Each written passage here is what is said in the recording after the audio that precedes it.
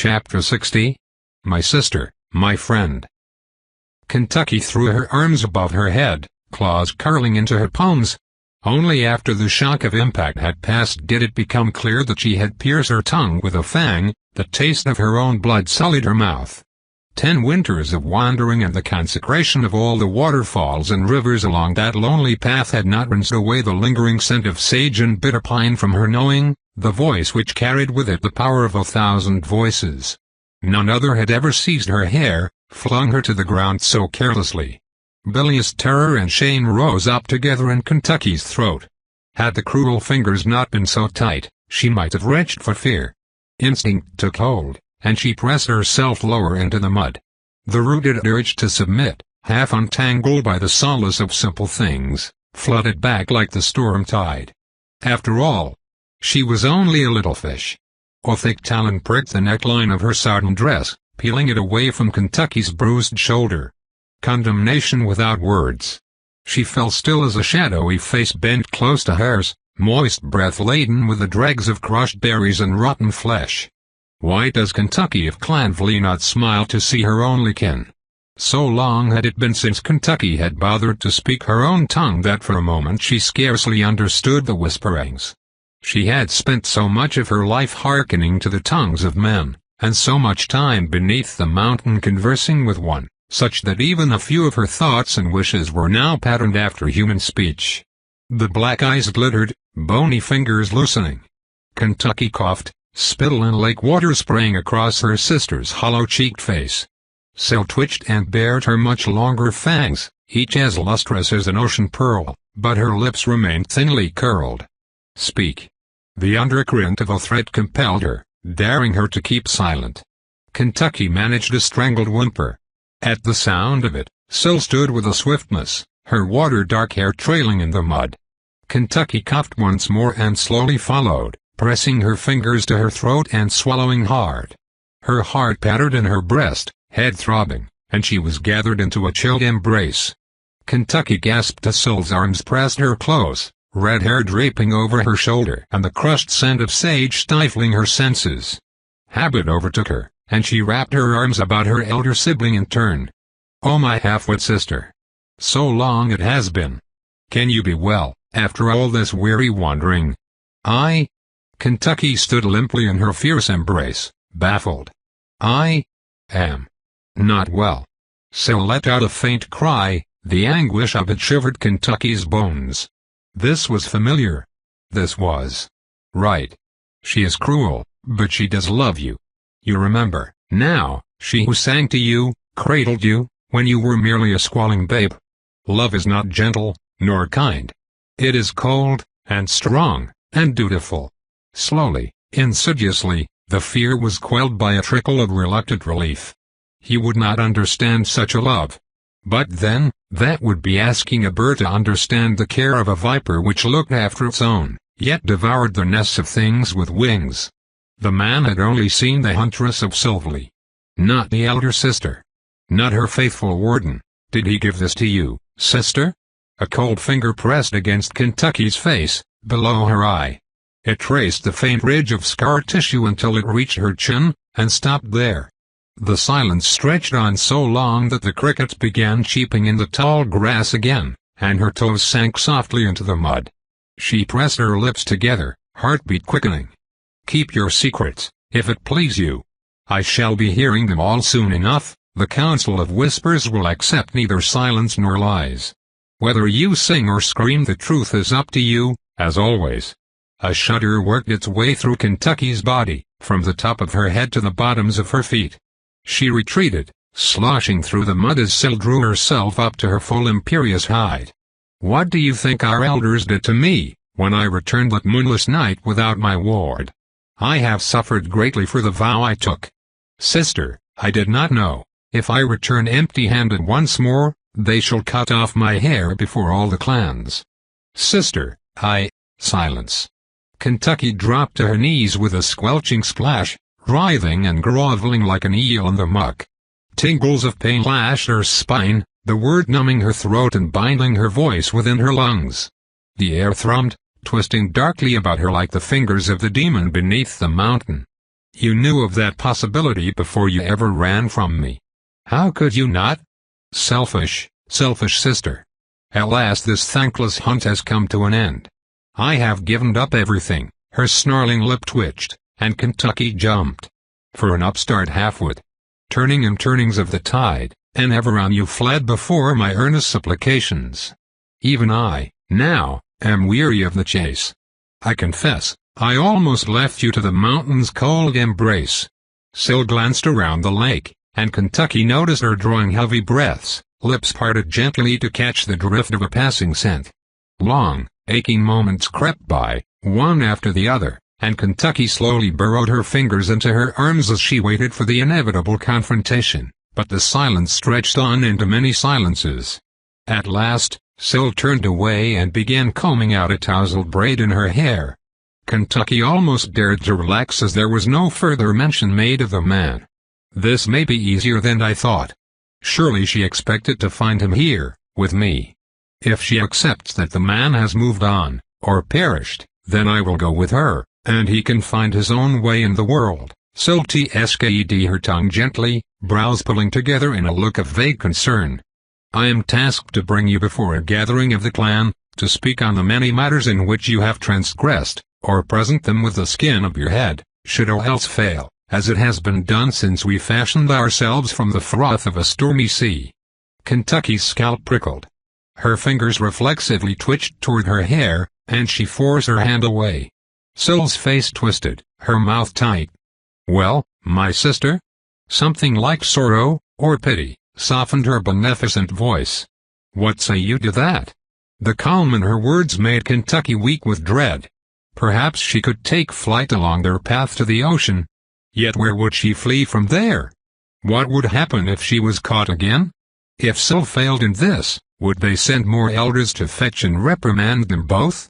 Can I really mean so much to any clan, that they would have this fatherless daughter back again at such a cost? Kentucky twitched her ears and sniffed, wondering if it was more hurtful that she should be coveted more by a clan than a sister, or that her sister might covet her so fiercely as to deceive her in this. Her fingers tapped her thigh. She recalled the cold touch of the lonely one as he snatched at her legs, hoping to yank her down from her perch and devour her twice over. She recalled how the man had put a pretty sword through his siren heart. She recalled that one man alone could never hold sway against an entire Siren clan, nor would he know where to find her. Surely you are freed from your vow of wardship, for I am grown. Can't I not go my own way? A small, sad voice cried out in protest, I don't want to be alone again. But you are unbecome, Syl murmured. And the unbecome must always and ever have a ward. It is your own doing, you know. You had your chance. More than one chance did you have. The accusation stung her. Old ways, old rituals crept in like the tides, stilling her tongue and stifling her thoughts. It was, of course, her own doing. She had failed to end Bren's life. Failed to sup his blood. And Syl knew far too much about the man she had so recently abandoned. That last remark could only be a warning. Now and then, Syl could be dissuaded from something she had set her mind to, if Kentucky only made herself pitiable enough. It may yet be enough to spare him. I will return with you, Kentucky whispered, inclining her head, as you well knew I would.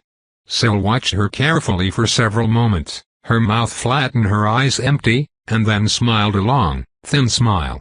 Then I shall put everything to rights, and what was once between us shall be again, forever, breathed Syl, curling a hand around her tattered sleeve. This I promise my sister. Unease writhed in the pit of Kentucky's stomach, but her head was already bowing to the wise and effectual murmurings. She did not want to think any more. Thinking had only brought conflict, pain, and confusion, and not only to herself. What a fool she had been to run so far away, when it was all for nothing in the end. Yes, Kentucky relented. All shall be as it once was. But what might once have been shall never be. She would no longer sing for the man. Perhaps one day, when the pain had dulled and the memory of his face and voice had faded into darkness, she would sing again for the moon, but the moon cared not for her melodious words. The moon did not smile upon her, or whisper its secret admiration. It was assured of its own worth. The moon was cold and distant. She knotted her fingers, swallowing a lump of regret. Not like him. He was warm. And close. Sister. Kentucky blinked several times as Syl's scowling face reappeared. For the first time she looked upon her sister's aspect in full. Her nose was swollen and bruised, and slightly crooked. Flakes of dried blood clung to her lip and streaked her face. The sight of her displeasure ought to have withered Kentucky's resolve, but a ghost of Ember's hand pressed into hers, and she suddenly found she could not shift her attention from Syl's crooked nose. A strange thing, to glimpse such a blemish upon the face of one who had always appeared as nothing less than absolute perfection. Kentucky forced her expression into one of calm disinterest. "Have you heard nothing I have said?" "Forgive me," Kentucky whispered, the words barely slipping past her lips. She straightened the remaining sleeve of her limp dress and swallowed hard. "My thoughts wandered." Syl absently wound a lock of Kentucky's damp hair round her finger, lips pursed and eyes narrowed. "Tomorrow we depart for Mistbound Cove by way of the river Run. It shall be a tiresome journey to the holdings of Clanville. Tonight, my sister, we shall remain here and feast." Kentucky went rigid as Syl trailed her claws down her bared arm, until their fingers clasped together, cradling her small hand in two larger, bonier ones. "But where is the third member of our party?" Syl cast her cunning glance. The night air thrummed with her words, each casual lilt and shift in tone laced with hidden meaning. "Do you not wish for your vengeful plaything to join us, sister? You, who covet them so?" "I covet nothing," Kentucky assured her, haltingly. It would be best to convince Syl that the man had perished beneath the mountain, but now it came to it, she found she could not speak the words. Never before had she told her discerning sister such a brazen untruth. "The heart of a man, sister, that is what you covet, is it not?" Kentucky shifted her gaze to the wide lake, blearily searching the rushes for some small distraction from Syl's words. A fluttering moth. It circled a reed which swirled in the subtle currents of the lake, swaying quietly. Both of them danced together, softly and serenely, glowing beneath the light of a rising moon. She pressed her tongue to her teeth and swallowed blood. "There is no man." A cold slap stung Kentucky's cheek, and her skin tingled with a flush of shame. Suddenly she was grateful that Ember was not present to witness her cowering, to see the truth of herself. The self she had forgotten. All these many moons, Syl of Clanville has searched for her lost ward, and this is how she shows her undying gratitude. With lies. "I do not lie," whispered Kentucky, very softly. "The man of whom you speak has forsaken me. Perhaps he has gone to greet his ancestors. I would know not if he had. For I am truly alone."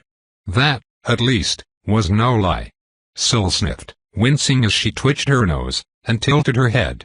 Her glance was thoughtful. White-hot pain wrenched Kentucky's shoulder. She stumbled and cried out in surprise as the sleeve of her dress tore clean away. Syl clenched a fistful of limp fabric. Her fingers spasmed, and her eyelids twitched. It reminded Kentucky of the way she wrung the necks of little birds. Denial caught in her aching throat, and any song she may have sung to allay Syl's suspicions died there. "Be small, be still, be silent." When the Sirena sang again, it was with a gentler tone. "His scent is fresh upon you. Have you forgotten that I, too, am knowing well the rhythm of his song?" Her dark eyes sparkled like wet river stones, and she shoved the tattered wool under Kentucky's nose. "How often you spite your own tongue, sister. By my oath to the clan, I should bind you with these profane rags and leave you to starve. It may yet be a better fate than that which our elders shall offer. Fret not, if you come willingly, then I shall speak cunning words on your behalf." Kentucky's breath hitched and she gathered the muddy skirts about her waist with faltering fingers. Her grip would have failed if her claws had not snagged the fabric. She remembered Syl's bony grip on her arm as the elder quailed before them. No one had spoken on his behalf. She remembered the terrible screech he had uttered when the fishes came to devour him, his bones sinking and settling upon the ocean floor, one by one, in a cloud of inky blood. "Sing now for Ember of the oracles," she crooned, imparting power upon each word, "and let us greet him with your happy news, that I shall tell the council all has been atoned, and you will be spared their wrath. The compulsion arose in a chorus: speak, sing, shout. His name leapt to her tongue unbidden. She bit down on it, horrified. My sister did not come for me, she came for Ember. She had known this, but she had not understood it. The understanding resounded in her mind like a wicked clap of thunder. She did not come for me, she came for him. For whomever I may have found in my wanderings. For whatever curiosity I might lay at her feet next. She is only ever happy with that which I may bring to her. It isn't me that she loves. The thought staggered her. It was never me. Kentucky had always plied her with inconsequential things, a pretty shell, a feather, a stone, a bit of gossip, and yet always still wished for more than what was given, and expressed dissatisfaction if it was not. She loved that which she took from others, even her only sister, pity, subservience, blood. Had she ever loved Kentucky, herself? Grief sprang to her lips in a broken cry. He has gone away from this place. Her breaths, quick and frantic, sapped her quavering words of any influence they might have exerted. She pulled away as the strangling scent of bitter herbs consumed her. How unlucky for you! Damp breath washed over Kentucky's forehead, rank with rotting flesh. He cannot have wandered far, and I would have him. Summon him for your own sake, sister, and if he will not come, then we will hunt him down, together. The three of us shall seal our pact in blood. My sister, my friend. Part 2. A blood oath? If Syl swore Ember unto herself, no one, mortal or serenkind, could sunder such an oath in this life, and there were whispered rumors that a blood oath persisted even beyond the abyss of death. Kentucky would never be strong enough to win a fair fight against her sister, and no siren would take up her cause for the dignity of a mortal man. We do not keep thrills, Kentucky cried. Not even from conquered clans have our ancestors detained those taken in war, but put them to death or freed them if they are brave. You would have us become like the savage clans, then. For what think you this, besides thraldom? Only if he were a siren would it be considered an enthrallment, Syl said coolly, hooking a claw over her lower lip and squinting slightly. No, they will not argue with that. Kentucky remembered, this time. She thought not of herself toiling under the summer sun, gathering shells for Syl and her laughing friends, nor of the nights she had spent at the bottom of the ocean, trembling in the weeds as she listened to conversations that she may well have been killed for overhearing before scurrying back to report what gossip she had gathered, and earn an extra scrap of food if it proved useful information, or a furious slap if proven wrong. She thought of Ember. She thought of the slap falling across his face instead of a careless little cut across his cheek from her sister's claws. She thought of his figure growing gaunter and leaner as he scavenged whatever edibles he could from the craggy shores of her home, no doubt far less than what he needed to be strong. She thought of him resting with his feet in the shallows and his head on Syl's lap as she stroked his hair, tangling her fingers into his beautiful curls, now grown wild with salt and neglect, far from his own lands, stolen away from kin or kindness. Then I will argue against it, Kentucky panted, aware that she was swiftly losing the appearance of indifference. I will fight the council on this, doubt not that I will loose my tongue on the matter. Always so dramatic. Syl smiled. And what, have him put to death instead? My naive little sister, lover of heretics and humans. Do you think your word has any weight with the council, after everything I have told them about you? A confident smirk wormed its way across Syl's perfect lips, her cheeks hollowing, and she reached up to sift through her hair with elegant fingers, looping a knotted strand across her shoulder. A tarnished silver ring had been woven into her hair, near black with salt and brine, and now it rested prettily upon her collarbone. She tucked her chin to admire it, chortling a cadence of pleasure. Kentucky tried miserably to shrink away from the sight, blinking as if struck by a noonday light, but her elder sister grasped her by the throat again, that hideous smile blooming across the rest of her blemished face. If you will not sing for this wayward man, enchant him, seduce him, and strip him bare before me, then I shall take your honor for my own. Let him confess all that which he has promised to you, every word which has passed between the two of you, naked before my judgment as a maven, then I shall be satisfied. and you shall know that all mankind are fools." Syl paused to consider these words, her cheeks hollowing further. Studying her sister. "No, he will not be my thrall," she simpered. "He will be my companion, and very useful company, when I am ascended to my rightful place as the leader of Clan Vlee. Do not worry for him overmuch. He will certainly come to love me, in his own primitive way, just as you do." Kentucky snatched Syl's wrist. "Enough." The bones uttered a grinding creak, and, yanking the barbarous talons from her neck, Kentucky lashed out. Her sibling stood still as a carven stone. 3 crimson scratches marred the left side of her face, dark blood trickling from the deepest valley. Straightening her spine, Kentucky smoothed the bedraggled woolen skirts across her thighs and met her sister's empty gaze. Syl's mouth opened, gaping wide. "Never shall Syl of Clan Vlee lay a hand upon my Ember," she announced, ignoring the persistent quiver of her own voice and lifting it to a volume of authority. "And I will not return to your clan, for they are my clan no longer. Submit yourself to their rituals, if you wish, lie about me if that is your desire, I care not. As for me, I will walk alone, until I have withered away into a husk, or find some other source of mortal magic which might free me from my past." Lifting her chin, Kentucky turned and stumbled away with less elegance than she had envisaged. Thorns snatched at the hem of her dress as a cold hiss misted her neck. "Oh, sister mine!" The words thrummed, each voice of the earth bending to their will. Kentucky's limbs trembled as her defiance drowned in a chorus of whispering magic. "You have already lived this ending." Syl wrenched her around, moonlight and gleeful expectation shimmering in her eyes. Kentucky clenched her fists, scarcely breathing, but did not bow her head. Surprise flickered across her sister's face, then a flash of deathless fury. She flung Kentucky down the slope with bruising force. Brambles scratched at her bare feet and she gasped, scuffling backwards into the lake. Syl made her descent much more slowly, humming and twitching her long fingers all the while.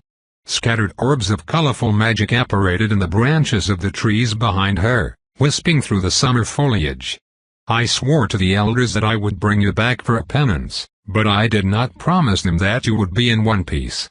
Kentucky tried to run, but her knees locked into place. Syl marched down the embankment, splashing into the shallows. "Sing for the wretch, and keep your tongue." Her claws flashed under the moonlight. "Refuse, and I shall tear it out, and make you eat your own song one small bite at a time."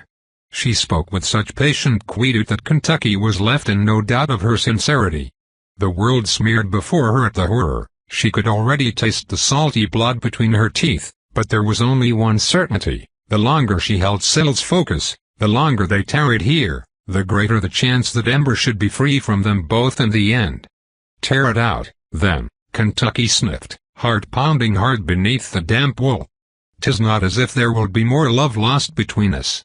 Syl observed her for a moment, as if measuring her resolve.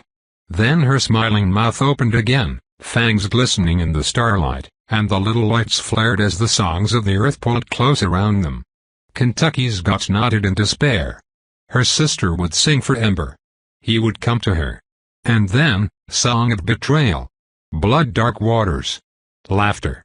Fishes. Death. A roar like ocean filled her ears and the ground tilted swiftly. Impact shuddered her frame as she collided with the darkness, bone against bone. Stars danced before her eyes. Her claws sank into cold, slimy flesh. The lake closed over their heads. Syl shrieked, slashing at her throat as Kentucky writhed away, kicking off the pebbly surface. The dress tore and she was dimly aware that sharp claws had raked her face and bosom, but she had no wits to spare for contemplation of such a small thing. She vied for control of her sister's crushing arms and snapping jaw. Bubbles rushed past Kentucky's face. She grunted, curling her toes around slippery stones and rotting logs. A pair of fangs sank into her shoulder, yet even that was dulled, peripheral to the rage and fear which roiled together in her chest.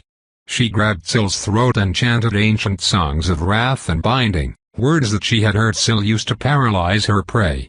It was a quiet struggle. Drowned by mud and murk. Let the water choke her song. Let the crescent take them.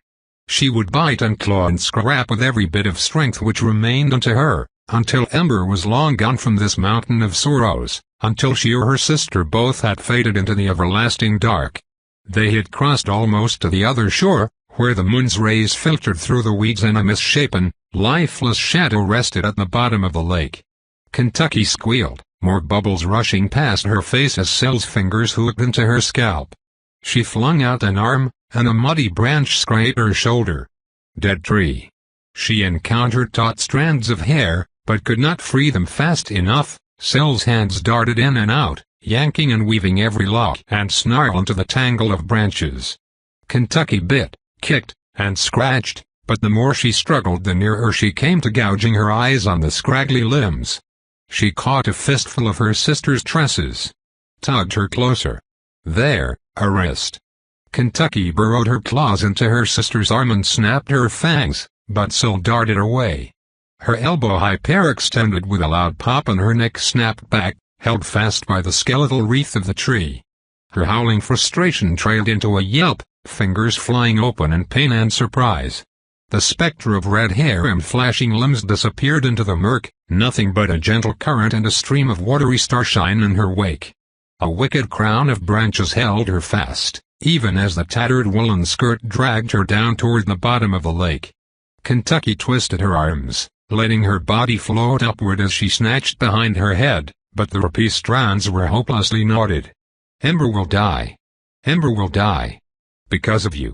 She wriggled her fingers into the matted locks and a few threads came loose. The rest snapped at her insistent tugging. Tightening her jaw, she pulled a second time, ripping away a full knot of hair. It drifted in front of her, waving like a black banner from the crooked claws of the tree. A swirl of inky blood muddied the greenish hue of the lake before fading away in the moonlight. Pain throbbed behind her eyes and panic gnawed her mind. Kentucky yanked at her snarled hair, and screamed. Chapter 61. Retribution. Ember let out a hoarse scream and kicked the bole of a nearby cedar. When that nearly broke half his toes, he snatched a handful of dirt and flung it high into the air, clods and bunches of weedy roots clinging to the roughened bark. He stood there for a moment, panting in the darkness.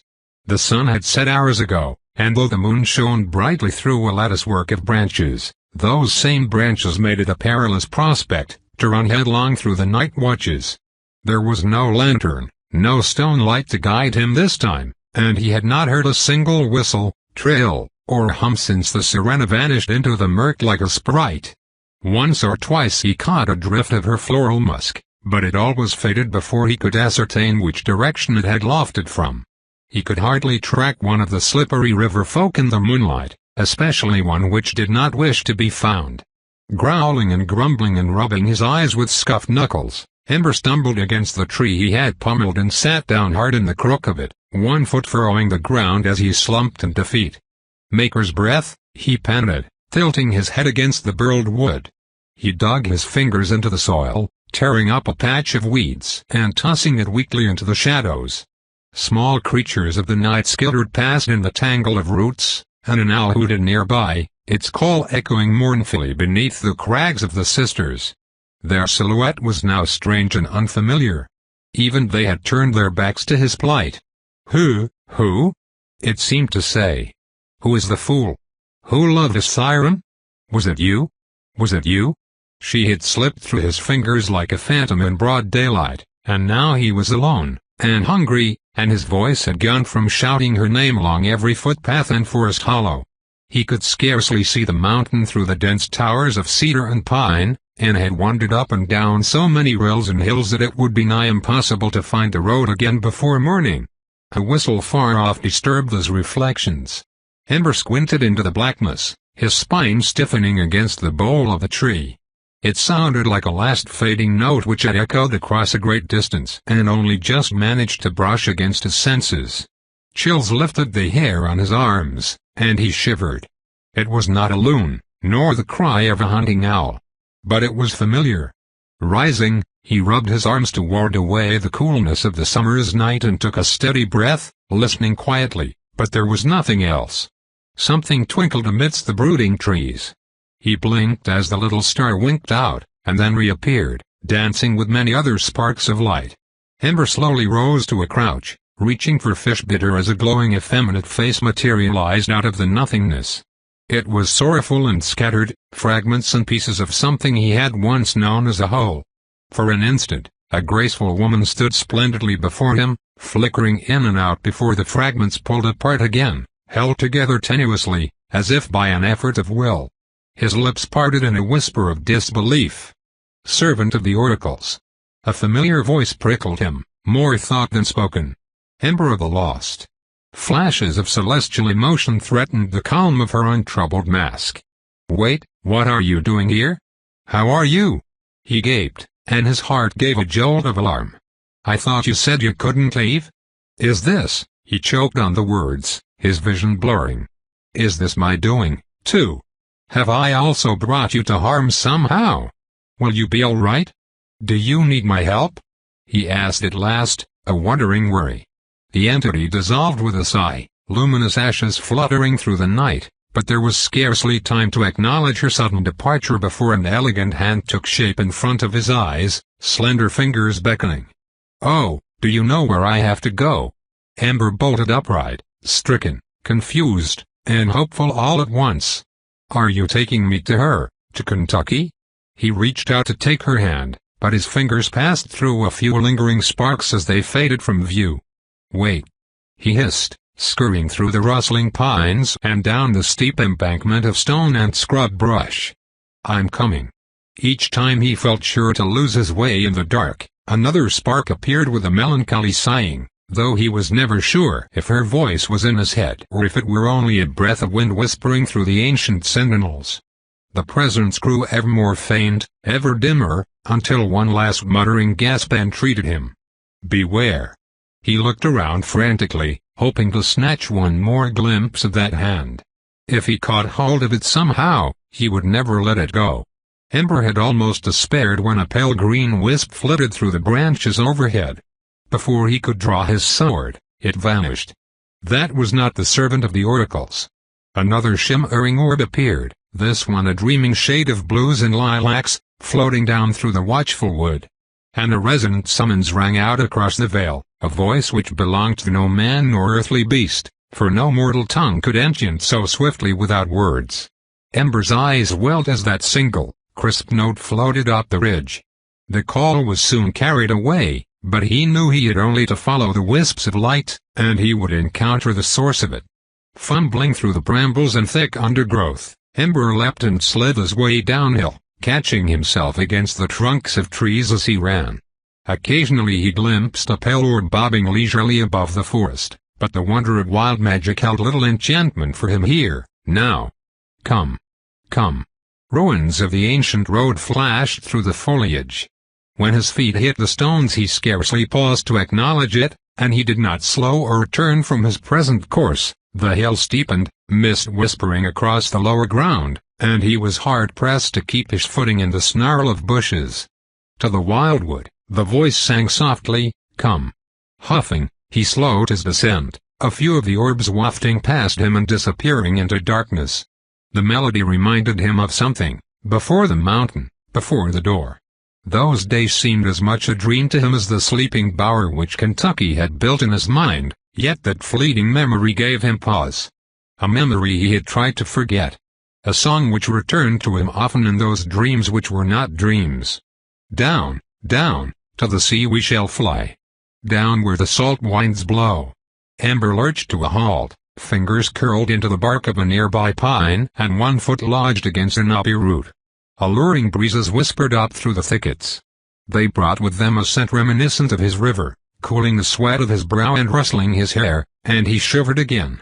It sounded so very like her, and yet, "Kentucky never sang this song to me," he thought, dazed. Surely, if it were Kentucky, she would be calling my name. That was not her voice. Only a clever affectation of it. It pulled at his heart regardless, conjuring the same insatiable allure he had felt among the blackwood trees of the Sister's Footstool, but it did not pluck the soft strings of his layered emotions the way that Kentucky's voice often did, rearranging them into a melody which made sense to his troubled mind. These intonations were richer, deeper, fomenting an inner discordance and petitioning his baser inclinations. Mortal soul, come, sup with me, where the white waves froth below.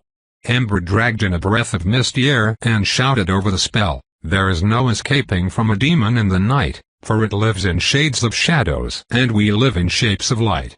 The old scrap brought him to his senses, and at once he fell to his knees, shuffling through decaying foliage in search of something he could only half understand. He had to blot that voice from his mind. Down, down, down we shall go, from the wild green woods to the shore. Fly beyond the hills and fields, fly beyond the moors. He gave up the hunt and stumbled down the slope, covering his ears. But it will find you, it will come, son of man, come closer to me. Be a part of me evermore. Through fastened bolts and doors. Ember staggered to a halt beside two entwined trees near the bottom of the embankment. There, he dropped to his knees again, frantically pressing his fingers against the pitted earth. Clay. He gathered a sodden fistful, muttering nonsense under his breath before stumbling desperately onward, aware that he was bound to lose his most valuable asset apart from his eyes in these unfamiliar woods, but he dared not listen to one more word, for he was beginning to have the sense not that he had fallen into a dreaming sleep, but that a living dream was slowly awakening all around him. Death shall come to you and yours, crooned the dread voice, and death shall take you away. Ember packed the mud and clay densely over his ears, smoothing his fingers across his neck and flinging the rest away. When the pale moon sets and the stars are gone. Before the break of day. Retribution Part 2. With a final shove, Ember crashed through the last swinging branches of the forest and stumbled onto a pebbly bank. Before him reached the wide expanse of a lake, ringed by woodland on all sides. Little woodvellards lapped at the shoreline, half hidden by weeds and rushes and cast-off branches, and the moon's bright reflection glinted on the dark waters. Ember stood still for a moment, panting heavily. He had never seen anything of the like, except for the pond below Will Ivory's orchard, and that seemed hardly large enough to compare. Mist drifted across the calm waters, and he drew his sword as swiftly as he dared. If the sirena which had summoned him was anywhere near this lake, it already knew exactly where he was. There was no risk in drawing further attention to himself. If it wished to devour him, it was otherwise occupied basking in the lull of its own voice, or else it had other plans. "Hullo!" Ember shouted as loudly as he might. If Kentucky was nearby, he hoped his own voice would lure her out. If not, it might at least prompt the other creature to reveal itself. It must be her, but I wish it wasn't. I would rather face the lonely siren 100 times over again. Is Kentucky with her? What if? His eyes roved the tall weeds on the opposite side of the lake, and glanced twice over his shoulder as the ominous knowing of being watched sank its claws into his spine. A few night birds scattered into the trees, forsaking the rushes for a safer refuge, but if anyone returned this cry he could not hear it. He had made sure of that. The lake was very still, and nothing moved apart from the waves which advanced in a ceaseless rhythm upon the shore. Behind it, to his left, rose the great peaks of the Sisters, looming over him in relative disinterest. They no longer seemed so foreign or frightening as they had from his cabin stoop, yet they had lost none of their grandeur. The cliffs were not so gentle as the rolling hills near his river, which he had once thought sheer, and the two heads were bowed against a sky full of stars. "Breath," he muttered. And that was when he noticed the shadow in the rushes. It stood at least 50 paces from where he crouched, a tall, human-like figure among the cattail stalks. Tendrils of mist curled around the entity, and he wondered why he had not seen it before. Because it was not there before. Ember swallowed hard and curled his muddy fingers around Fishbitter. Clouds shifted overhead, and the moonlight brightened, revealing a woman, or the body of a woman, standing upright in the shallows of the lake. A great mane of blood-red hair hung about her shoulders, thinly draped across her curves and swirling around her waist in the murky water. He felt the wrongness. A deadness. As if it were not a living thing, but a statue of a bygone age. She stretched out her arms and the hair trailed across them like a veil. Ember could not look away, could not even entertain the thought of it, for her wet skin glittered like all the treasures of the mountain hoard, and her fangs flashed wide in a knowing grin. but it was the eyes which chilled him. Like two black stones. Her mouth moved and an unheard reverberation echoed across the lake, rippling the water and shivering his bones, but Ember clenched Fishbitter's cold hilt and took another breath to steady himself. Sweat prickled his backbone. She beckoned with a finger. "Come." He saw the word upon her lips. She lowered her head, black eyes bent upon his form as she brazenly devoured him from head to toe, bloodless tongue flashing at the corners of her mouth. Ember took a single step forward, water sloshing around his ankles. "Why?" His voice cracked, and he struggled to project his words across the lake. The mere presence of a fiend he had encountered only in dreams stifled his waking thoughts. "Why did you call me?" Her head tilted slightly, both eyes falling into shadow behind strands of oily hair. "Come." The shining lake blurred and his knees felt weak. Suddenly it was very difficult to remember why he was standing there. He had come with a purpose, to find someone he cared for. Yet this figment bid him come. And why shouldn't he? Was he not a very great fool too? Fishbitter shook in his hand. Ember twitched and lofted the short sword, like water dripping from the end of the blade. "Well?" he shouted, his sense of fury awakening. "What do you want? Where is your sister?" If Syl was here, Kentucky couldn't be far, and Ember shuddered to think what had become of her. She should have appeared by now, unless she had truly abandoned him to this fate, or else had been persuaded to finish her becoming after all this time. Yet if that were so, why had she not summoned him herself? This makes no sense. Nevertheless, panic gripped his heart. Syl was singing to him, likely the very song she had sung for Bren on a wicked night, perhaps this very night, 10 long winters ago. Though not so long, he thought, to the river folk. Her head tilted in confusion. "Come," she commanded, gesturing sharply. Ember took 2 more steps into the lake, brandishing Fishbitter. "Syl," he greeted her then, using only the first of her name. Perhaps such casual address was frowned upon by outsiders, as it was in his village, but he had no designs upon formalities. It felt like the turning of an age had slipped past since he first glimpsed the pair of sisters in a broken vision, and he realized with a sickening sensation that since then she had become almost as familiar to him in the realm of dreams as Kentucky was now familiar in his waking reality. And now, here she stood. And he was not dreaming. "I don't want to hurt you, but I will if you force my hand. Tell me, where is Kentucky?" He could not have heard any reply, but this concerned him little, for he did not expect one. Syl straightened at once, her soft curves hardening and her fingers clenching against empty palms. For 1,000 nights in a moment, she stared at him, silent and still. Faint breezes wafted her veil of hair. And then she approached him with all the assurance of a fabled warrior in full armor, though her form was bare and pale under the moon. The wispy remnants of past nightmares come to haunt him in the flesh. A hungry gleam livened her gaze. He knew that look. It was the look the lonely siren had given him in the treasure room, no doubt deciding which of his limbs to feast upon first. But there was a menace beneath it which the former had not. A clandestine intent. "Answer me, witch." Her tongue curled in a hiss, but Ember dashed Fishbitter against the lake in a silent warning. The runes cast a blue reflection into the ripples.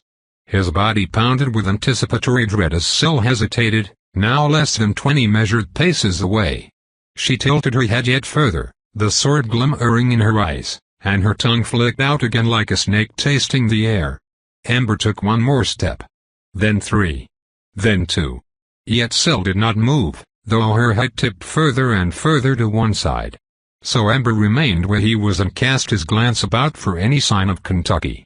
A branch bobbed near the opposite shoreline, and he noted that the water was somewhat disturbed. Withered roots jutted out of the embankment, torn violently from the forest floor during a winter storm, and the drowned tree slipped gently into the lake. He stepped sideways through the shallows, weighing every option. Perhaps it would not come to a skirmish after all. Perhaps, if she was so enamored of the weapon, but no sooner had the thought entered his mind than she swished toward him again, bony fingers reaching. Her mouth formed a few siren words, though no power escaped from them. He could guess what they were, a pretty sort. The light of the runes danced in her gaze and he followed her every slinking movement, captivated as a moth was captivated by a flame. His legs trembled and his heart skipped a beat. As she lifted her chin, he saw her, understood, somehow, only then, that she was real. Her nose was bashed and crooked, though the blood was washed away, and 3 significant furrows he had not seen before marred her cheekbone. Ember's chin trembled at the memory, and he thought it a great pity to have brought such a beautiful being to harm. He had braced himself for a fight, for her to descend upon him in a furious gale with the wind whipping up around them, the way she had accosted him in the last of his dreams.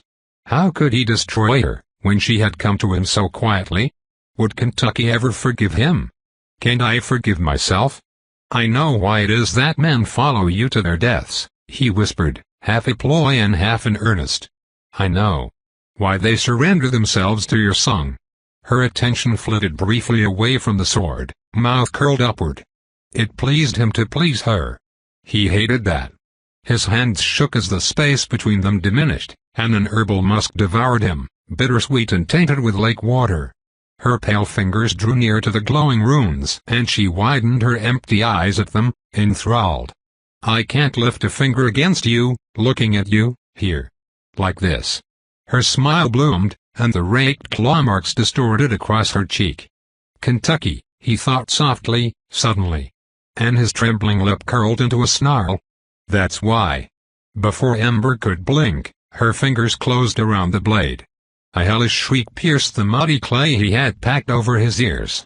She staggered back, the sudden current pulling him off balance, and he yanked the sword away with a cry. A few drops of blood fell from her palm, and she held her shriveled hand before her face, hissing in horror. When her gaze lit upon Ember, his heart chilled at the furious betrayal in her aspect. Siren words tumbled from her full lips, inaudible to Ember, but it seemed as if a weighted fishing net had settled over him. His limbs grew heavy and the air thinned. To his disgust and fascination, a part of him desperately wanted to bring back that fell smile. To reach out and welcome her nakedness beneath the light of the moon. She would gather him into her cold embrace, and together they would slip beneath the shining lake, never to be seen by man nor river folk again, for the darkness would keep their secrets until eternity's end. Her scent was intoxicating, lovelier, even than.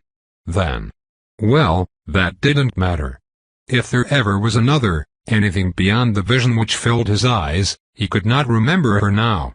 No, that wasn't right. Hadn't he been searching for another all this time? Shouting her name in the darkness. She must be important, he had to find her. It suddenly occurred to Ember that he hadn't taken a breath since she had touched the blade, and he gasped as the fantasy flew from his mind. He took another step back, uncertain. Fishbitter shook in his hands. The runes flashed brightly. Ember struck out, the blade whistling in delight. It was then that Ember began to comprehend the nature of its enchantments. It craved siren blood as sirens craved the blood of men. As they were afflicted with a soul hunger, so it hungered for the riven things, the wrongness about them. Fishbitter wanted blood. He wanted blood. It was a startling realization, but not one which he had much time to question as he swung the short sword, hacking and slashing at Syl's retreating form, splashing ever deeper into the lake. He wanted more than blood. He wanted vengeance. He wanted peace. He wanted power. For too long he had been tossed about by magic and madness, unable to vanquish the demon which had wrung his soul inside out, unable to drive Syl from his waking dreams, unable to do anything but flee before the townsfolk who had shown him nothing but kindness until the night they burned his cabin, unable to inflict any wrath upon her in the garden, for bringing all these evils down upon his head with her charm and ignorance, besides the shouting of his angry words, and that a poor recompense. But here, now, whoosh! Syl bent like a willow sapling beneath the final blow, but the blade snagged on a strand of her hair, and she stumbled away with a cry that shivered the mud he had packed over his ears. Ember retreated several steps, winded, as he realized how deep he had waded. With velvets lapped against his thighs. The Sirena clenched a rigid hand about her shoulder, hissing furiously as dark liquid leaked between her fingers. He had struck her. Triumph and remorse tangled together beneath his ribs. Something glittered across the lake, droplets scattering through the air near the bobbing driftwood. He glanced over Syl's wounded shoulder, startled. A familiar figure arose from the shallows of the opposite shore, tattered garments and snarled hair clinging to her form. Even from such a distance, blood bloomed across her forehead, trickling down her temples and staining her cheeks with a ruddy blush. She lifted both hands, clenching fistfuls of her own dark tresses. They had been torn out by the roots, uneven patches brushing her shoulders, hair which had once fallen well below her waist. Their eyes locked. Kentucky screamed and dashed a palmful of water, flinging it wildly and uselessly across the lake as bony fingers squeezed his wrist. Ember sloshed backward, trying to wriggle out of Syl's grasp. Too late. The hilt slipped through his mud-slickened fingers as Syl's mouth opened in a triumphant bugle. She gripped it in a tight fist and stabbed with the weapon as he once wielded his old fishing spear, yet even that untrained movement was swift, fluid, strong. The tip of the blade shuddered to a halt below his chin, metal thrumming with imbued magic. A surprised gleam tempered Syl's glare. Her lip curled as she muttered inky words, the tendons in her outstretched arm twitching with effort. Water parted around Kentucky like liquid glass as she crossed the lake, and a faint glow reflected in the rippling waves as she, too, began to speak. Many lights appeared far above, though Ember could only glimpse it in his periphery. It felt as if the stars themselves were descending from the heavens. Syl swept the sword away as Ember made a wild grab for it, emboldened by the reminder that the blade would not bite him. Yet as she swung for his head again, he flinched reflexively, lifting an arm to shield himself and glancing upward. The sky over the mountain was lit with 1,000 glowing orbs. Retribution Part 3. Colorful fey spirits encircled Kentucky as she glided across the lake, brushing the water's surface as she disappeared into the depths and whirling around her gleefully when she emerged near the shore once more, hair and water and weeds spilling over her shoulders. Several of the orbs darted to Ember, flashing brightly between him and the looming Serena.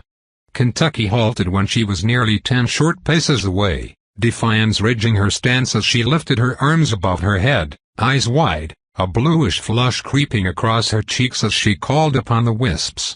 The many-hued lights shimmered her pale skin, moonshine silvering her outline and the frayed strands of her hair. Half-enchanted himself, Ember had scarcely any warning before Fishbitter whistled over his head, missing him by a finger's breadth. He was invulnerable to the sword. The Serena who approached them was not.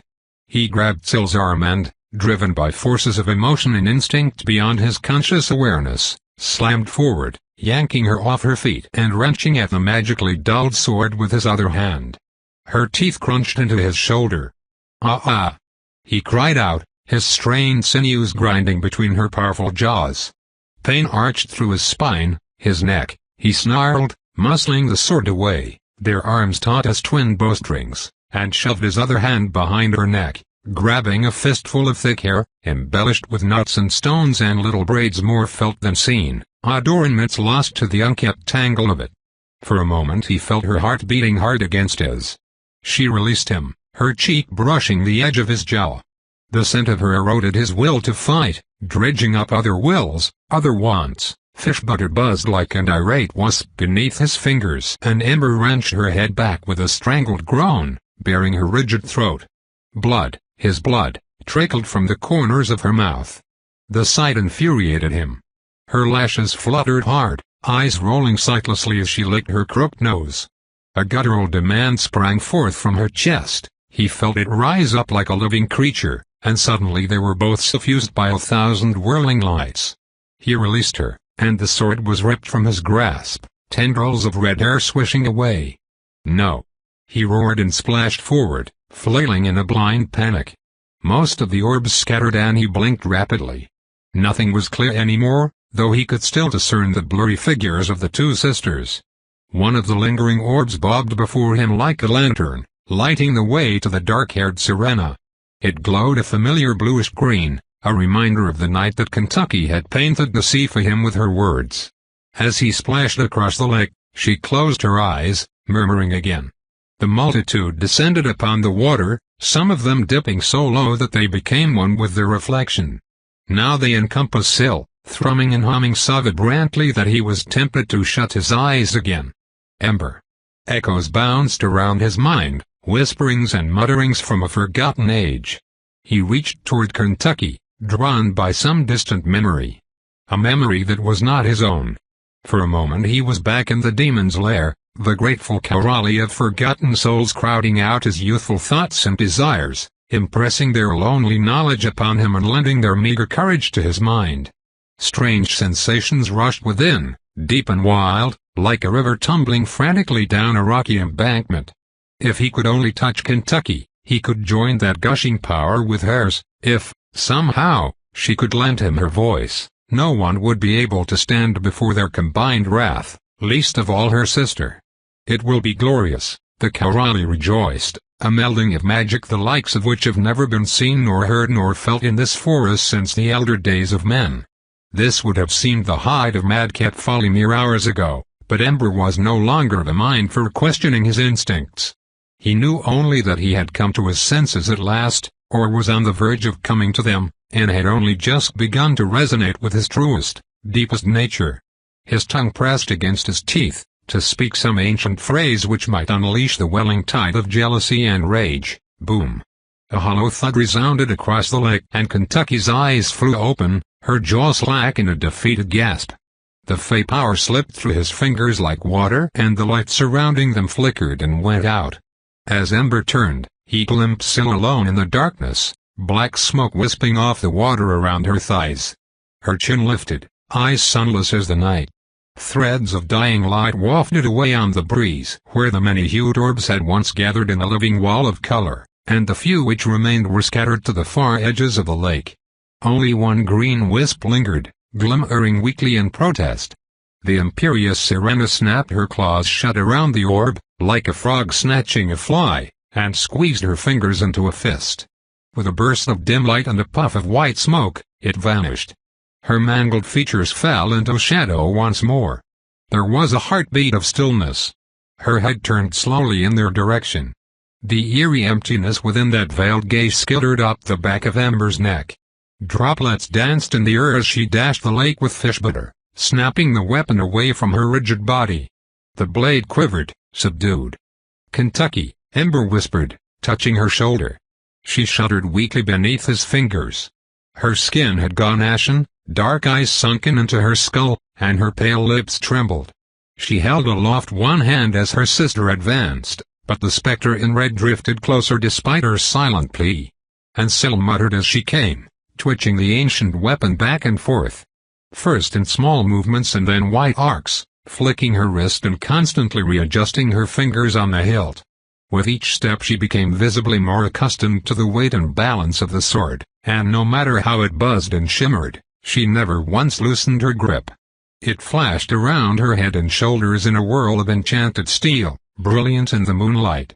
Ember cast about for a shield, splashing sideways into the reeds. A floating branch caught his eye, and he leaned out to snag it. Water dripped from the sardonwood, but there was nothing else within reach. It would have to do until he could devise a way of reclaiming fish bitter. His sudden motion seemed to wake Kentucky from her stupor, for she retreated into the deeper lake, wringing her hands and swaying from side to side. Even without words, her entreaty was clear. Before he could gather his courage, Syl was upon them. Ember lifted the branch, the lake streaming between them like a waterfall, and fish bitter easily cleaved the wood in two and streaked toward his face. Syl's face contorted as her arm jerked back, wrenching her injured shoulder. Her blow had been powerful enough to rebound. She stood before him for a moment in stunned apprehension, and then turned her furious gaze upon her sister. Kentucky was pointing with one white finger, pale and drawn, lips pursed in a shrill whistle which rose to a pitch beyond Ember's muffled perception. The air trembled. He made a frenzied dash for the sword, but Syl had already lunged for her sister, screaming siren curses. His fingers closed on empty air and he tripped, falling face first into the lake. When he came up again, spitting muddy water, Kentucky had ducked below the surface and fish bitter was singing through the air again, sparkling like a blue torch in the night. As the smaller Sirena resurfaced, mouth open in a gasp and drenched hair clinging to her face, Syl was ready for her, and brought the sword down hard on Kentucky's neck. Ember's gut-wrenched. For an eternity of suspended anguish, Fishbitter hovered, flashing with light and fury. A pulsating hum became audible, thrumming faster and faster and faster. And then, with a tremendous blast of light, a ripple of wind went out from the point of the blade, rushing over the lake in all directions and whispering through the trees. The sword shattered to pieces. Ember bent low as a shard of metal whipped past his head and nicked his ear. The broken fragments scattered across the lake, most falling into the water and a few disappearing into the woodlands. All three of them stood in silent shock. Kentucky cowered before her sister, her face white and still not recovered from the approach of death. Syl towered before her, clutching the hilt of the ruined sword and staring in disbelief at the length of jagged metal which remained, dark and lifeless and devoid of magic. And Ember watched them, struggling to understand what had just occurred. Before he could arrive at any conclusion, Syl's finger twitched upon the sword hilt. Ember shouted as Kentucky floundered backward, a half-uttered spell upon her lips. Had she been but a moment later, her throat would have been gashed. Instead, it lanced her arm, releasing a trickle of blood. Syl drew back for another merciless strike. Kentucky was too close. Ember took a sloshing stride and leapt between them, his elbow bashing Kentucky away. She fell behind him with a splash, and he experienced a momentary rush of triumph as Syl sprang forward. She stared at him with her stone-black eyes, emotionless. Everything fell strangely still. Ember glanced down. Her fist and the hilt of the sword nestled snugly below his ribs, the broken blade had disappeared, and a bit of dark color seeped into the fabric. Even then, he did not comprehend it. His body convulsed. She yanked the sword away, blood and water scattering across the lake. A wretched scream tore from his throat. He clamped both hands over the wound, dimly aware of Kentucky wailing nearby. It had no effect on him, though the mud and clay were mostly washed away, for the pain was absolute and all-consuming, and he knew no other language, heard no other cry. Two bony hands pulled him down below the waves. Cold water trickled into his throat as Ember heaved a vain gasp for air. Their bodies collided, sharp anguish twisting through his gut, and down, down, down they dove, where only the brightest rays of moonlight pierced the murky depths. He kicked weakly as his shoulders smashed against the rocky bed of the lake. Cruel fingers pinned him to the stones, a merciless grasp. She loomed above him. Moonlight rippled through her wavering hair, pitted eyes dark with delight. One hand tightened on his shoulder. The other slipped beneath his neck, pulling him closer. She smiled serenely, tipping her head to one side. Lips peeled back in a hungry grin. Ember let out a silent cry, bubbles rushing past Syl's face. He floundered along the lake bed with both hands. Searching for something, anything, a shard of metal sliced his fingers. He felt no pain. His hand closed around it and he surrendered, lofting into Syl's deathly embrace. Her grin widened and she tilted her head further, jaw unhinged like a coiling snake as she tilted her head, her fanged mouth near to his in a violent, twisted mockery of affection. Close. And closer. A cold lip grazed his cheek. Ember summoned all that remained of his life force, gathered up the tattered knowledge of the echoes from his dream, plunged his hand into the tumbling river of wild magic for one crashing moment of exhilaration, and stabbed the broken blade so deeply into Syl's neck that it sprouted out the other side, bone snapping beneath the severed impact. Her jaw snapped shut, echoing in the water with a resounding clack.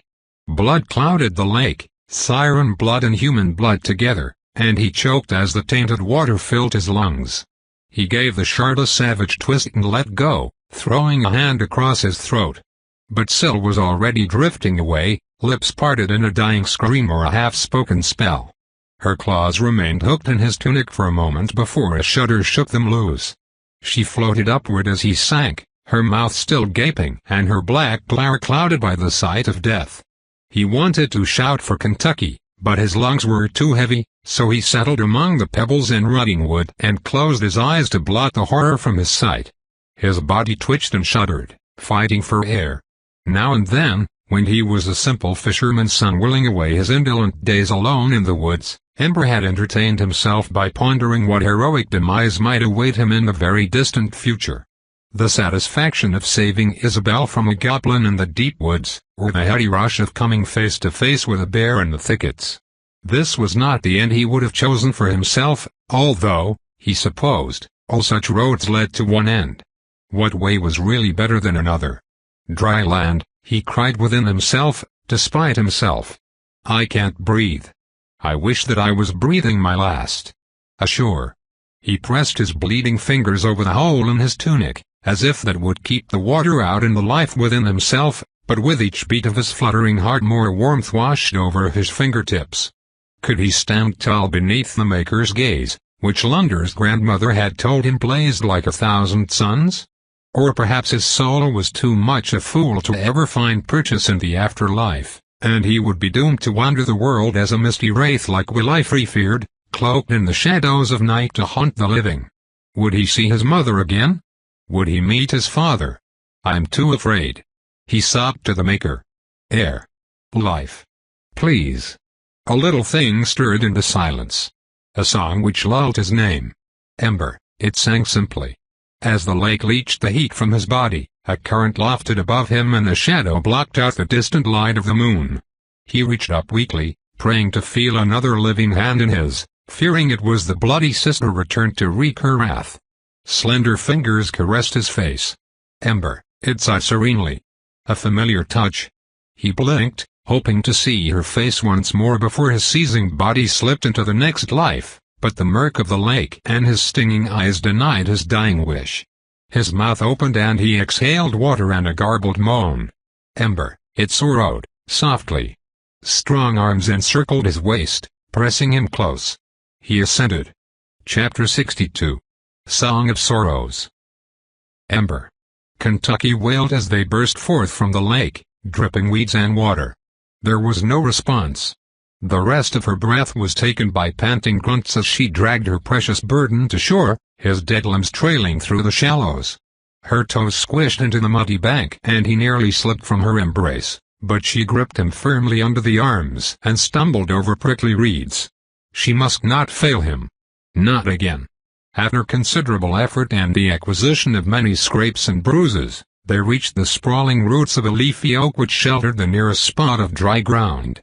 Gasping, she lowered him to the grass and pressed her hands to his temples. Ember? Dark water spilled from the corners of his mouth. Kentucky gripped his face, humming a few encouraging notes. Come alive. Breathe again. But though his heart beat weakly, she felt no resurgence. It fluttered like the wings of a drowning bird, fainter with each passing moment. Her shaking fingers trailed across his jaw, and more water dribbled between his lips as his head tipped. No, no, Kentucky muttered, rolling him to one side. She shook him vigorously, and then pounded her fist between his shoulders. No, no. When the water stopped flowing from his mouth, she let his body fall back to the earth and leaned close, listening for breath. Oh, Ember, she whispered. How could I leave you, Ember? You must come back to me, I will not have it elsewise. He did not stir. Wake up. She cried in his own simple tongue. His shoulders heaved and he coughed raggedly, drawing a shallow breath. I am sorry, Kentucky murmured thoughtlessly. So sorry. Please, forgive. He pressed a fist into his side, eyes squinted shut. Blood leaked between his fingers. She stared at it, entranced as her spine stiffened against the scent, rich, fragrant, unsullied by the taint of the wildwood. As she wrapped his clenched fingers in her smaller ones, inky color crept across her pale skin. Red. A deep and lovely stain. All will be well, she assured him, breathless, and entirely unconvinced. She carefully tugged the wet tunic up around the barrel shape of his ribs and bit her mouth in a feigned grimace, gazing at the wound. Ruddy liquid seeped from a thin, jagged rift, mingling with water droplets and wending its way down his ribs. It soaked the dirt and grass beneath them. For one horrible moment, all thoughts faded into the crimson. It was revolting, and beautiful. She must have it. It sang to her. His blood. A piteous groan escaped his lips and she gripped the tunic fiercely. Ember, she whispered. "Are you hearing me?" He tightened his fingers around her knuckles, blinking, but he stared overhead, through the sheltering branches and beyond them to the stars. His mouth was tightly shut, the creases around his eyes deep with stress, and his skin was a frightening hue of bluish-gray. "You must be very still," she said, weaving strength and quietude into her words. The stress lines softened, but his eyes remained fixed on the stars. "I will mend this, if I can. But you must not move." His gaze flitted listlessly and he did not offer so much as a nod. Did he know that she had never sunk to such a grievous wound in all her days? "Sing to him, little fish." Kentucky took a deep breath through her nose and placed her palm against his forehead. Before she could utter a single note, a few terse words hissed between Ember's teeth, garbled by pain. She flinched and quickly bent lower, pressing her ear to his lips. "I would do it again." His heartbeat stuttered beneath her shoulder and he cleared his throat, lashes twitching against her cheek. "For you." Kentucky withdrew and patted his forehead with a sticky palm, leaving a smear of red human blood upon his skin and sniffing miserably. "Then you are a fool." "No fool." He grasped her wrist with bruising pressure, the knot of his neck bobbing as he swallowed hard. "I see you, Kentucky, I love you, I think, maybe I've always loved you, even before I knew you. You promised, what? What are we? What am I?" Kentucky's throat tightened and she pressed her palm to his forehead again. But he continued to work his jaw, brows wrinkling under her fingers. His eyes demanded hers. She shivered. He was splintered, perhaps beyond mending, and he knew it. If there had ever been any hope to spare him suffering by her absence, it had perished with the pretty sword. No further harm could come from such a simple thing, and Kentucky found she could no longer refuse him. He wanted her to say it. To hear it, before. "You are my Ember," she gasped, her voice breaking beyond all doubt, "and I love you." He relaxed beneath her fingertips, some of the creases melting from his face, and sighed. The long breath hitched as his body spasmed, tears of pain streaking his temples. "I love you." He shaped the words without a sound. "Sleep," Kentucky begged, and she sang for him once more as he drifted into another world, a world she had glimpsed but once. His hidden world of dreams. Kentucky rolled the damp fabric out of the way and poked the rift in Ember's flesh, swallowing hard. She had glimpsed the insides of a man many times, seen their entrails unraveled. She knew each curve and contour of their inwards, every place where flesh met cracking bone. But never had she attempted to put it to rights. She could dismantle him in the blinking of an eye. To remake such a rift. Cold fear swept through her as a soft breeze rattled the leaves overhead and whispered through the rushes. She traced the wicked wound once more, and then hummed a few experimental notes, wriggling her finger deeper into the crevice. Closing her eyes, Kentucky found the place where the many voices of the earth touched her waking mind, and anxiously licked her lips. The sirens had no gods, and so she sent a prayer to Ember's maker, for though he must despise her, in all her wretchedness, perhaps he would take pity upon the son of men. As the first word fell from Kentucky's tongue, time ceased to move forward in a steady measure. Hours passed in moments, yet each moment was its own encapsulation of eternity. His shape was constantly before her, and she crooned to it and fashioned it as best she knew, occasionally reaching back into her mind to recall what the form of a man should be within as well as without, remembering the touch of his soul when they embraced within a dream. But there were other things which captured her thoughts, things which she did not have readily before her. His wistful smile. His ready laugh. The way his eyes came alive when she tossed her hair, his huffed sighs when he was dismayed with her, or the careful, uncertain sounds of his earthy voice when he had once dared to join her song. There were moments when Kentucky would not have known herself apart from Ember, for her thoughts were so full of him, and her tongue prattled so eloquently of that which he was and must be again, that herself was all but forgotten. Slowly, yet certainly, like the coming in of an evening tide, his inwards began to recall their proper shape, for as with every living thing, it never truly could forget what it was meant to be. Nonetheless, Kentucky struggled. Her fingers slickened with slime and gore, and her throat grew hoarse with convoluted enchantments, for men were far more fragile than her kind. Their bodies did not reshape themselves so quickly, nor so easily, and she did not know Ember so well as she knew herself in this way.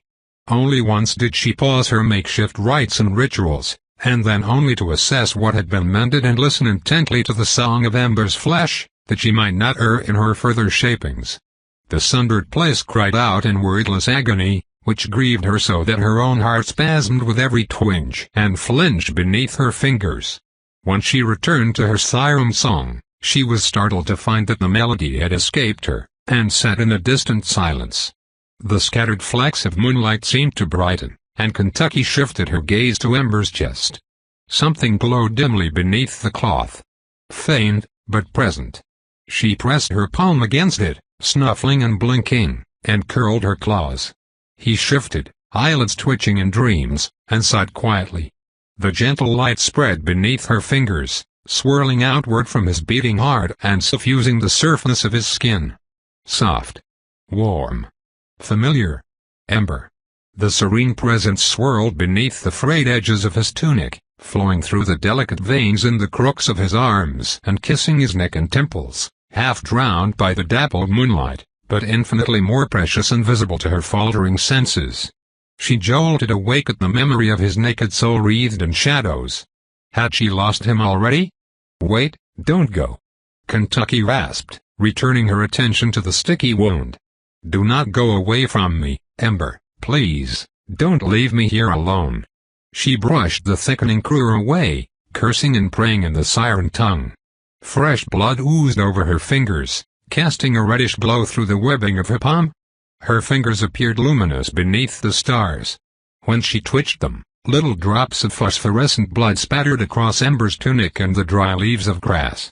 A swift shiver passed through her and was gone, like the wind in the reeds, before she could ascertain its meaning.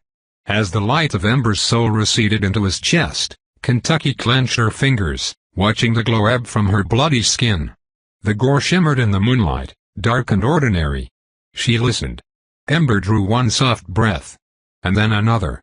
Content in the assurance that he had not flown beyond her reach, Kentucky hastily gathered the fraying threads of magic in her mind and fashioned them into a fresh melody. Chapter 63. Farewell. When at last the whispering magic had frayed beyond her capacity to weave it together again, Kentucky returned to herself and the sounds of the forest filtered through her mind once more, the lapping of waves on the pebbled shore, early morning birds signaling the approach of dawn, and the last night breezes whispering through the branches overhead. Kentucky's fingers trembled and she rested her palms upon Ember's motionless body, swallowing and turning her neck from side to side. It creaked in complaint at being held in one place for so long. That bit of relief brought on an insatiable craving to stretch her cramped muscles, and she dared take a breath and exhale freely, without groaning the sonorous tones of restoration. His heart was still beating, slowly. No fluid leaked from his bowels. And the rift had been purged and mended in the deepest places. Drinking another cool draught of air, Kentucky closed her eyes and turned her face up, toward the latticework of trees, letting the last dying light of the stars wash over her skin and soothe her aching bones. Her throat was parched, her lips cracked and bloodied. When she had been unable to summon the proper words to encourage healing, she simply sang his name, over and over, and his name was the first impression which came to her tongue even as she sighed. She pressed her fingers against his throat, soaking up the steady rhythm of his heart. She had sung him into a sleep, and he had fallen so securely into its embrace that it would take him many hours to free himself from the pattern of woven dreams. She could try to call him out of the depths herself, if he slept too long, but it would be better if he awakened without her influence.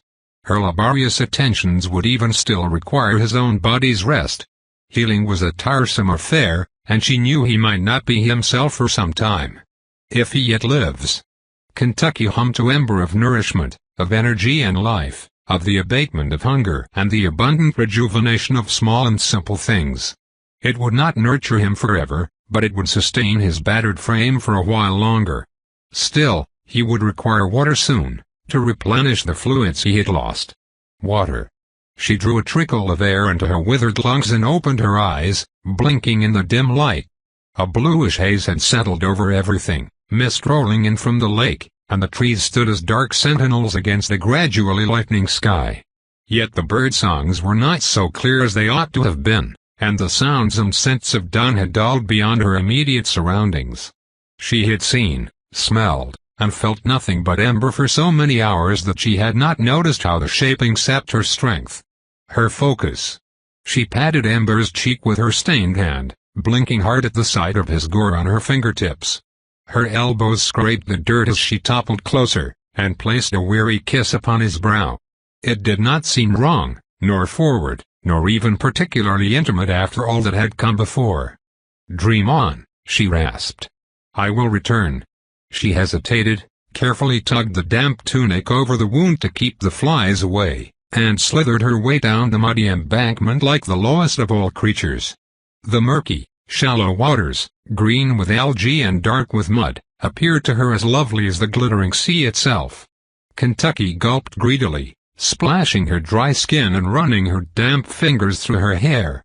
One wandering claw flicked across a bit of cruer and she flinched, remembering the terrible thing she had done to herself, but it could not have been otherwise. She carefully avoided the worst of it, unwilling to tangle with the mess of hair and blood. After refreshing herself as much as possible, she stared down at her watery reflection, droplets scattering across the surface and distorting the image. Skeins of knotted hair hung above her shoulders, a few strands trailing in the lake, and above her left temple a patch of skin had been entirely torn away.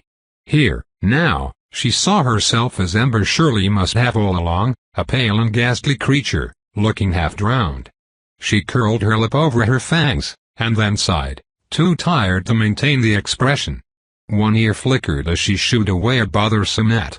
When it persisted, she ignored it. Silvery scars around her neck shimmered faintly, where the leather had chafed her skin in the hall of dry bones, and the thin scars on her cheeks were barely visible now, yet she would have them back again, in all their gory anguish, if it meant that Ember should be spared. Though her thirst was hardly quenched, Kentucky dragged herself out of the shallows, snatching tufts of foliage and clawing her way back up the slope to the branching tree. Ember had not moved, but his breaths were much deeper and steadier. She exhaled a gentle cry of relief, and a loon warbled back from the rushes. As she opened her mouth to sing a few more words of healing, all that came out was a croaking sigh. The voices chattered distantly, and she could hardly distinguish one from another. The song of Ember's broken flesh seemed too like the song of the creaking branches, and the song of the beetles in the tall grass was drowned by the song of the wind in the rushes. His guts were mended and all of the deeper flesh rejoined, but the sliver of wrongness which remained could not be left unattended. Kentucky had heard tell of men who succumbed to their wounds long after a siren would have sung themselves well again. He needed fresh water, clean wrappings, human remedies. There was a stream. She remembered it with a hazy wakefulness, the way she half remembered his embrace in the dream bower she had called into being. It had been very dark when she first passed through the woods, but the water flowed clear, and swiftly, and a nearby grove of cedar and pine had sheltered an abundance of beautiful, familiar leaves not far from its splashing embrace. "Come, Ember," Kentucky said uncertainly, though she stood with her hands perched on her hips and was looking everywhere but at the sleeping man, as if a less obvious solution might be found in the latticework of pine boughs, or a tangle of budding rose haw and mountain laurel. "Let us be off." When no agreeable alternative presented itself, she knelt beside him and wriggled one hand beneath his back, drawing the bulk of his frame up and over her shoulder and securing his legs with her other arm. She dug her claws into the material of his trousers, grunting with the effort, and unsteadily rose to her feet. It might have been a small thing, such a burden, on any other day but this. Her joints were so stiff from huddling over Ember in the cold hours of the morning that she could scarcely move at the first, but having been submerged in his essence for so long, she was, at least, almost immune to the bittersweet of his closeness. Her scalp itched, her lungs were dry, her neck ached, and she wanted to close her eyes and surrender to the void of her dreamless sleep.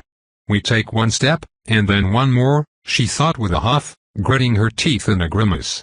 In this manner, Kentucky slowly ascended the hill, Ember swaying heavily over her shoulder, his body pressed against hers and his leather-clad feet scraping the ground when she clambered up a particularly steep incline. She paused to rest whenever he grew too heavy in her arms, carefully selecting the softest patch of grass and moss where no thorns or brambles would alarm him, and fashioning little nests whereupon to lay his head.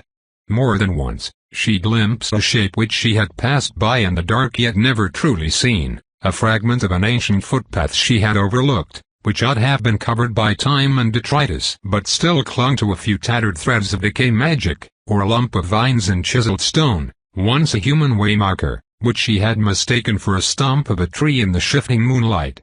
At last, the sound of rushing water quickened her steps and she pushed past the few weepy branches which hung over the rise, turning her shoulder to shelter Ember from the bristly bushes. When she emerged into the clearing, the fresh, clear waters of a well-fed stream tumbled rapidly before her, splashing through the mists of an early morn. A crumbling bridge spanned the length of it, the stone path which had once flowed away from it covered in a fine layer of dirt and dust, or else devoured by brambles and moss and little tufts of grass. Beyond the bridge, further up the gentle slope near the crest of the clearing, another wild oak tree made a nest of thick roots and tall summer grasses. It was there that she softly lay Ember to sleep, and there that she sat in silence for several moments to catch her breath. When she peeled Ember's tunic away from the wound again, a bit more blood had tainted the fabric, though the rift itself remained closed. She had done excellently well to all appearances, better, at least, than the elders would have done, for they would never have attempted such a heresy, though this brought her no satisfaction. Syl's song had always been more powerful. If only. Kentucky swallowed the lump of emotions away, and cast aside the memory of shattered steel singing overhead, of stinging shock, of blooming red. The pretty sword, or what remained of it, had bitten its own master at the last. A broken blade, twisted to madness. She suspected that was her own fault, as ever. It should have killed him, and indeed it would have killed him if— No, Kentucky muttered aloud. The mutter cleared her thoughts enough for some sense to break through. Nipman. The memory echoed in her thoughts with perfect clarity. Broad, flat leaves, little yellow flowers shaped like stars. The collection of fuzzy leaves had been sheltered between two crooked trees, not far from the stream. Kentucky was loath to leave him, but she could not carry him further. It did not take her long to find the woodland flower patch again. The scent lingered in the air, bitter and mild, like Ember's garden greens. A scrawny antlered deer stood nearby, munching on a low-hanging branch. It pranced a few steps away and blinked in wild surprise as she threw herself down before the nipman. Her heart pounded. She gathered up the largest and greenest leaves and passed over the ones which had been gnawed on by insects. These, she bundled up in her skirt, her movements alternately fumbling and hurried. The hart twitched its floppy ears, observing Kentucky from a haughty distance. When she neither sang nor threatened it, it lost interest and wandered down a hidden path, fading into the trees. Huffing, Kentucky grasped the hem of her skirt and clutched the fabric against her waist. Thus encumbered, she darted back up the hill, stumbling several times, afraid he would be gone, the way he had been gone when she returned from her dealings in the dark. But when she brushed the branches aside and stepped into the clearing, there was only the still form of a sleeping man beneath the roots of the sturdy oak. Farewell. Part 2. Once she reached his side, Kentucky let her skirts fall open, spreading the array of fuzzy leaves before her and stuffing 3 or 4 of them into her mouth. She chewed thoughtfully as she observed him there, the slightly bitter taste infusing her with a renewed sense of life and purpose. His clothing was tattered and soaked through with blood and the grime of the lake. They would need to be rinsed and dried if he were to rest comfortably, and she needed to wrap his wounds. There was a bite mark on the side of his neck, her sister's doing, and his hand was bloodied as well. These, she could attend to with a poultice. That much, at least, seemed common practice between their peoples. It was rather less easy than she had anticipated to strip his sweat-soaked body of the damp tunic and trousers, and Kentucky felt the blood rush to her face. She had seen many unclothed bodies before, but she had never seen Ember unclothed. That was different, somehow. Glancing away quickly, she battled the hem of her skirt, tearing it into several long strips, long enough to wrap around Ember's waist several times over, when knotted together. She rinsed his body as best she could, and then spat the knit bun into her palm and gently pressed the pulpy greens over the broken places. While she chewed a few more leaves, she tore off a smaller strip to wrap his hand. By the end of it, her dress hung in tatters. She pulled it over her head as well, gathering up the bundle of soiled clothing to rinse in the stream. It was easier work, and pleasanter, for she knelt in the midst of it and let the cool, fresh water flow around her as she cleaned their garments. She scrubbed the mud and bloodstains against a rough stone until they had nearly disappeared, and then hung them all to dry on a nearby branch, startling a tiny songbird which flitted away into deeper woods. A clean bit of cloth served to drip fresh water into Ember's mouth, humming a refrain of refreshment as best she could manage. When she had finished, she wiped his brow and body with it, and hung it to dry as well. Satisfied, Kentucky returned to the stream and lay down on the pebbly bed, letting the sunlight dance across her lashes as the water tumbled over her face, breathing it in. Her ache slowly ebbed as she curled her claws into the stones. This was good. She only needed to rest for a little while. Darkness greeted her waking eyes. She sat upright quickly, rivulets of water streaming over her lashes and nose and pouring from her gaping mouth. Had she slept through the gloaming? Ember. She scrambled out of the stream, pattering across the half-buried path with damp feet. He lay where she had left him. Kentucky held her fingers before his mouth and nose, listening intently. Yes, he was still breathing, and better than before. She exhaled the rest of the water in her lungs and grasped his fingers in hers, holding them tightly. She glanced up at the sky, where a few faint stars glimmered above, and heard the soft throaty trill of a blackbird in the bushes, signaling the approach of daybreak. I have slept through the day and all the night. Kentucky held his hand for a few moments more, feeling the rhythm of his steady heartbeat, and then rose and drifted across the clearing to retrieve the woolen dress, or what remained of it. It seemed a strange thing to leave him there again, but her fears were somewhat abated, and she wished to return to those dark waters once more. Sighing, she covered him with the dress, which had dried in the night, and pulled the still damp tunic over her head before setting off down the trail to the lake. Perhaps if she saw it again in the light of day, she could finally make sense of all which had transpired. Kentucky wandered the misty reeds and wove through tangled roots and brambles, dipping her toes into the shallows and listening as the chorus of birds changed with the brightening of the horizon, and the dusty gold of a morning sky appeared behind the trees. The tree which had claimed so much of her siren beauty rested gently on the bank, its snarled claws hidden from sight. She observed it, mouth tightening at the memory. Something red and wispy trailed over her bare toes, passing beneath the glimmering reflection of the sky. She clambered onto the fallen tree and padded out over the shallows for a better look. The body appeared from the mist like a half-forgotten dream, floating amidst a scattering of the first dry leaves which marked the turn of the summer. For a long while, Kentucky stood above her sister, looking down with a quietness. Her face was twisted in shock, as if she could not accept her own defeat, even in death. She was still beautiful, and terrible to behold. Beautiful, in spite of everything, and terrible because of everything. A lump formed at the base of her throat as drum beats from the past shivered her senses, and the tones and overtones of the elder's magnificent voice wavered in her mind, pulled from a memory so old that Kentucky could scarcely recall it. A song of darkness, of great feats of magic, and a hollow triumph. Kentucky murmured the words, letting them drop from her lips and fall upon Syl's lifeless body. And so the Sirena, brave of heart, sang herself into the earth. Bone became stone, and thought became dust, and all that was pleasure and all that was pain faded into the welcome dark, for at long last her heart was free. All her life, Kentucky had run from the welcome dark, chasing after things of light. Luminous fishes in the vast reaches, glowing weeds washed upon the rocks, fiery bugs drifting through misty dunes, lanterns set in the windows of those who lived along the coast. The fishes never lingered, the weeds grew brown and died, fiery bugs could not endure the winter, and even the lanterns she stole away had never flickered long before they were doused by the cold and damp. "You were always fond of darkness," she whispered brokenly. "Moonless nights and stormy seas. I am sorry I was such a troublesome sister, and I hope you are happy at last. For surely I could never make you so." The last rites of her clan were to tear them apart for the fishes, for their bodies crumbled slowly without such measures. Kentucky could never bear it after what they had done to the elder.